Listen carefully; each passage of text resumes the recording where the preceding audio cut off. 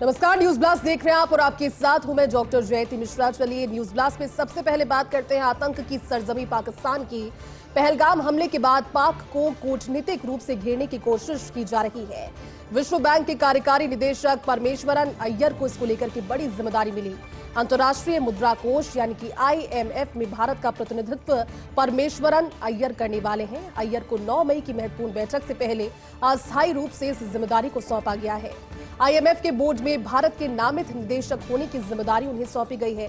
कूटनीतिक स्ट्रैटेजी के चलते ये जिम्मेदारी उन्हें सौंपी। पाकिस्तान के द्वारा IMF से ऋण प्राप्त करने के प्रयासों के मद्देनजर एक और बड़ा फैसला किया गया। पाक के लिए $7 बिलियन के बेलआउट पैकेज की समीक्षा IMF की ओर से की जाएगी। देखिए, भारत चारों ओर से चौतरफा वार की तैयारी कर रहा है और इसी चौतरफा वार में एक बड़ा महत्वपूर्ण बिंदु रहेगा कूटनीतिक रूप से जो घेरने की कोशिश पाकिस्तान को की जा रही है। इस पहलगाम हमले के बाद हालांकि चौतरफा कोशिशों के बीच विश्व बैंक के कार्यकारी निदेशक परमेश्वरन अय्यर को एक बड़ी जिम्मेदारी मिली है। अंतर्राष्ट्रीय मुद्रा कोष IMF में भारत का प्रतिनिधित्व परमेश्वरन अय्यर करेंगे और 9 मई की महत्वपूर्ण बैठक से पहले अस्थायी रूप से उन्हें इस बड़ी जिम्मेदारी को सौंपा गया है। IMF के बोर्ड में भारत के नामित निदेशक होने की जिम्मेदारी उनके पास अब से है।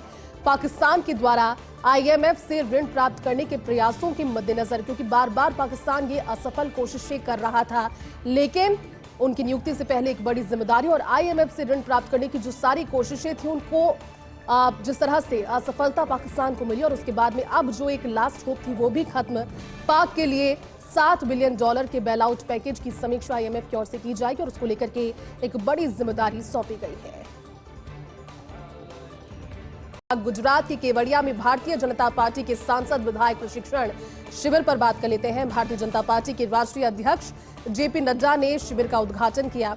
मुख्यमंत्री भजनलाल शर्मा, प्रदेश अध्यक्ष मदन राठौड़, प्रभारी राधा मोहन दास अग्रवाल, साथ ही वसुंधरा राजे, गजेंद्र सिंह शेखावत, भूपेंद्र यादव, अर्जुन मेघवाल, भागीरथ चौधरी, शिविर प्रभारी Ghanshyam Tiwari, deputy CM doctor Premchand Bairwa, उनके अलावा दिया कुमारी इस सेशन में मौजूद रही। उद्घाटन सत्र को संबोधित करते हुए भारतीय जनता पार्टी के राष्ट्रीय अध्यक्ष नड्डा ने कहा कि आप एक भारत श्रेष्ठ भारत बनाने में योगदान करने वाले कार्यकर्ता हैं। उन्होंने ये भी कहा कि राजस्थान में मैं देखता हूं कि अदला बदली की सरकार चलती आ रही है। एक बार तुम्हारी एक बार हमारी की संस्कृति से हमें निकलना है। भाजपा का विचार मजबूत है और इसलिए धीरे धीरे भारतीय जनता पार्टी अपने परिवार को बढ़ा रही है। साथ ही विचार कमजोर होने पर कांग्रेस धीरे धीरे नीचे आ गई है। सीखने की प्रक्रिया सतत प्रक्रिया है और वो जारी रहनी चाहिए। इस शिविर के उद्घाटन सत्र में उन्होंने ये भी कहा कि हम पार्टी के उपकरण हैं, इसलिए हमें समाधान की ओर अग्रसर रहना चाहिए। कांग्रेस ने दशकों पहले विचारधारा पर काम करना छोड़ दिया, इसीलिए आज उनकी वर्तमान स्थिति ठीक नहीं है। साथ ही उन्होंने कहा कि हम एक विचारधारा वाली पार्टी हैं, उसी विचार को, अंत्योदय के विचार को हम आज तक निभाते आ रहे हैं, उस पर बढ़ रहे हैं। चाहे 370 का मामला हो, इकोनॉमिक ब्लूप्रिंट का मामला हो, कार्यकर्ता जीवन विचार के कारण ही रहता है। राम मंदिर, CAA और 3 तलाक का जिक्र करते उन्होंने कहा कि इन तमाम सारी चीजों और साथ ही वक्फ OBC कमीशन के कार्य हमारे विचार को दर्शा रहे हैं। राष्ट्रीय अध्यक्ष JP नड्डा ने कहा कि हमें सौम्यता, सहिष्णुता, संयम, सहयोगिता के साथ सभी को साथ लेकर चलना है, जिससे समाज में हमारी अच्छी छवि बन पाए। तमाम सारी बातें गुजरात के केवड़िया में भारतीय जनता पार्टी के सांसद विधायक प्रशिक्षण शिविर के दौरान उन्होंने की, क्योंकि उद्घाटन सत्र को संबोधित कर रहे थे। इस शिविर की सबसे खास बात यह है कि तमाम सारी सुविधाओं से हटकर एक कार्यकर्ता की भांति सांसद विधायकों का एक साथ जुटना, एक जाजम पर जो नए सांसद हैं, पहली बार के जो विधायक हैं, उन सभी के लिए प्रशिक्षण के दौर और साथ ही साथ जो संघ से जुड़ी हुई प्रेरणा है, जो विचार परिवार से आती प्रेरणा है, उन सभी में परिलक्षित करना। राष्ट्रीय अध्यक्ष JP नड्डा ने आज संबोधन में तमाम सारी बातें कही।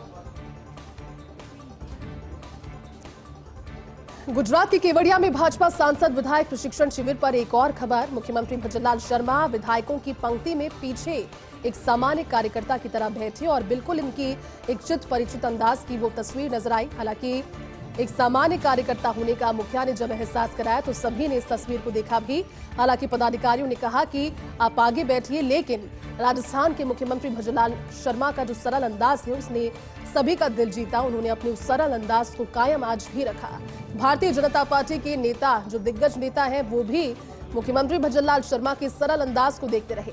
मुख्यमंत्री भजनलाल शर्मा इस पूरे प्रशिक्षण में आम कार्यकर्ता की भांति दिख रहे हैं और यही बात जो उन्हें सबसे अलग बनाती है, सबसे खास, क्योंकि जो मूल तत्व है, जो मूल मकसद है वो यही है, कार्यकर्ताओं की तरह जीवन जीना और पार्टी के विचारधारा को एक बार फिर से खुद में परिलक्षित करना। भले ही आप पार्टी के विधायक हो, आप सांसद हो या फिर किसी प्रदेश के मुख्यमंत्री, लेकिन सभी के साथ भी कार्यकर्ताओं का जो जुड़ाव रहा है, जिस तरह की मजबूती रही है, संगठन की जो विचारधारा आपके मन में है, जहन में, और उसको बढ़ाने के लिए आप क्या कार्य कर रहे हैं, किस तरह से पहली बार के विधायकों को प्रशिक्षण दिया जा रहा है। आज पहली पंक्ति में नहीं बल्कि पिछली पंक्ति में बैठे राजस्थान के मुख्यमंत्री भजनलाल शर्मा और उनकी सरलता, उनकी सादगी देखकर सभी अभिभूत भी नजर आए।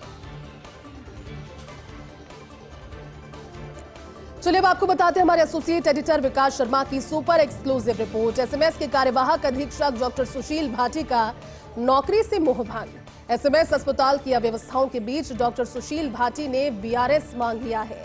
मुख्य सचिव सुधांश पंत को पत्र भेजकर वॉलेंटरी रिटायरमेंट वीआरएस स्वीकारने का आग्रह उन्होंने किया। हालांकि डॉक्टर सुशील भाटी ने वीआरएस आवेदन में पारिवारिक कारणों का हवाला दिया, लेकिन अंदरूनी सूत्रों के हिसाब से अस्पताल की जो मौजूदा स्थिति है उस वजह से काफी परेशान चल रहे हैं डॉक्टर भाटी। डॉक्टर भाटी ने पिछले साल 8 मई को बतौर कार्यवाहक अधीक्षक के तौर पर अपना काम संभाला। इस दौरान पार्किंग में मनमानी वसूली, निजी फर्म की 44 लाख के एलडी माफ करने, पीडब्ल्यूडी वर्कर्स, कैंटीन बंद करने समेत कई प्रकरण और अव्यवस्थाओं की वजह से संभवतः उनका मोहभंग हुआ। काफी चर्चाओं में भी रहे डॉक्टर भाटी इस दौरान, लेकिन आज जब ये जानकारी सामने आई, इस एक्सक्लूसिव रिपोर्ट के तौर पर हमारे एसोसिएट एडिटर विकास शर्मा की, उसमें पता लगा कि जिस तरह से उन्होंने वीआरएस की मांग की है, संभवतः व्यवस्थाओं को लेकर के उनका नौकरी से मोहभंग तो नहीं हो गया। अब बात करते हैं नशे में दुरुपयोग होने वाले एविल इंजेक्शन की, बाजार की नकली खेप की, जो जयपुर समेत प्रदेश भर में इंजेक्शन पर सख्ती के बीच एक बड़ी खबर बता रही है।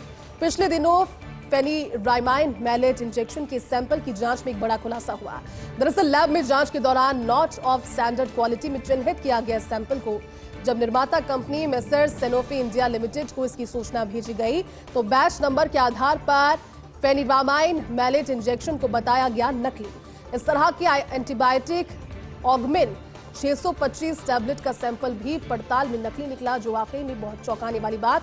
लेकिन ज्यादा आश्चर्य की बात यह है कि एविल जैसे संवेदनशील मामले में जांच रिपोर्ट पिछले साल 16 अक्टूबर को आई, लेकिन ड्रग आयुक्तालय ने 1.5 महीने के बाद दिसंबर 2024 में नॉर्मल अलर्ट जारी कर इससे इतिश्री कर ली। जबकि एक बड़ी बात यह है, गंभीर विषय यह है, क्योंकि इंजेक्शन जो है इसमें भी असल और नकल, इन दोनों की चीजों में डिफरेंशिएट कर पाना बहुत मुश्किल, और ये तभी संभव हो पाया जब इसका सैंपल कलेक्ट करके भेजा गया और उस सैंपल के बाद में जानकारी आई कि वाकई में वो असली नहीं बल्कि एक नकली इंजेक्शन था। जब निर्माता कंपनी ने प्रोजेक्ट को बताया नकली, उसके बाद में आयुक्तालय हरकत में आया।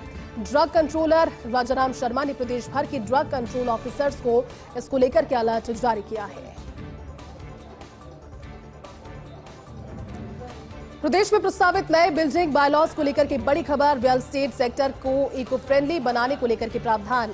नए बिल्डिंग बायलॉज में किए गए कई महत्वपूर्ण प्रावधान व्यवसायिक को छोड़कर सभी भू उपयोग के भूखंडों पर लागू होंगे। भवन परिसरों में हरित क्षेत्र छोड़ने के प्रावधान किए जाएंगे लागू। ऐसे में 750 वर्ग मीटर से बड़े भूखंडों में हरित क्षेत्र रखना जरूरी। इन भूखंडों पर 10 से 20% हरित क्षेत्र रखना जरूरी होगा। 10,000 वर्ग मीटर से बड़े भूखंडों पर ग्रीन बिल्डिंग निर्माण की भी जरूरत होगी। ऐसे में ग्रीन बिल्डिंग का न्यूनतम सिल्वर प्रमाण पत्र उपलब्ध करवाना भी जरूरी होगा। बिंदुवार आपको समझा रहे हैं, ग्रीन बिल्डिंग निर्माण पर निकाय बिल्डर को देंगे अतिरिक्त BAR। निकाय 4 से 10% अतिरिक्त BAR का निःशुल्क फायदा दिया जाएगा। ये तमाम सारे बायलॉज प्रदेश में प्रस्तावित नए बिल्डिंग बायलॉज को लेकर की बड़ी खबर।